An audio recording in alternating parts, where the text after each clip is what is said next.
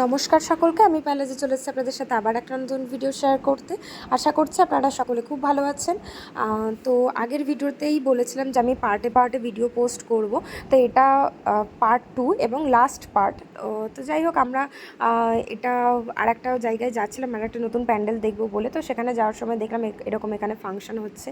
তো আগের দিনকে ওই প্যান্ডেলটাই ঢুকবো ভেবেছিলাম, বাট ঢুকতে পারিনি। সেদিনকে বেশি ভিড় ছিল, বাট আজকে সেই আন্দাজে একদমই কম ভিড় ছিল। তো আমরা যাই হোক গেছিলাম, এবং প্যান্ডেলের বাইরেটা তো বেশ ঠান্ডা ঠান্ডা, কিন্তু প্যান্ডেলের ভেতরে গেলে পরে জানি না লাইটিংয়ের জন্য বা বদ্ধ থাকার জন্য কিনা, বাট ভেতরে ভীষণই গরম লাগছিল, আর বাইরে বেরোলে মনে হচ্ছে যেন এসিতে বেরিয়ে যাচ্ছি। তো যাই হোক, আমরা এই প্যান্ডেলটাই গেছি, আর এত ভালো করেছিল প্যান্ডেলটা, কি বলবো। সেম থিমেরই আর একটা প্যান্ডেলও করেছে, একটু 19-20, ওটা আর একটু বড় জায়গা নিয়ে। আর এখানে মা কালীর পুজো হচ্ছিল, তো এত সুন্দর লাগছিল মাকে দেখতে, কি বলবো। তো এই জায়গাটাতে আমরা আগের দিনকেও গেছিলাম, বাট যাই হোক ভাবলাম যে আবার যাই, কারণ আমাদের সাথে যে আরেকটা বোন ছিল সে তো যায়নি। তো সেখানে তো নারায়ণ পুজো হচ্ছিল, এবং ঠাকুরটা এত সুন্দর লাগছিল দেখতে, কি বলবো।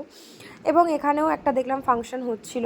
তো মেন ভিড় এইসব জায়গাগুলোতেই হয়েছে, ওই জন্য প্যান্ডেলে একটু কমই ভিড় হয়েছে, আর ভিডিওগুলো মোটামুটি নিতে পেরেছি।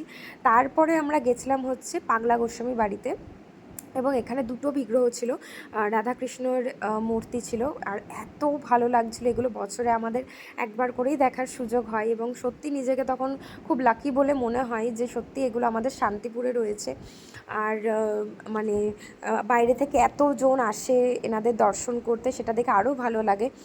তো যাই হোক, তারপর আরেকটা জায়গাতে গেছিলাম, এবং সেখানেও লাইটিংগুলো এবছর প্রত্যেক বছরই রাশে খুবই সুন্দর করে, কিন্তু আমাদের যেন মনে হয় প্রত্যেক বছরই আমরা নতুন কিছু না কিছু দেখছি। আর এখানে যে ভিড়টা আপনারা দেখছেন, এগুলো কিন্তু সবাই বাইরে থেকে এসছে, এবং তারা সবাই ভাঙাড়াজ দেখে যাবে।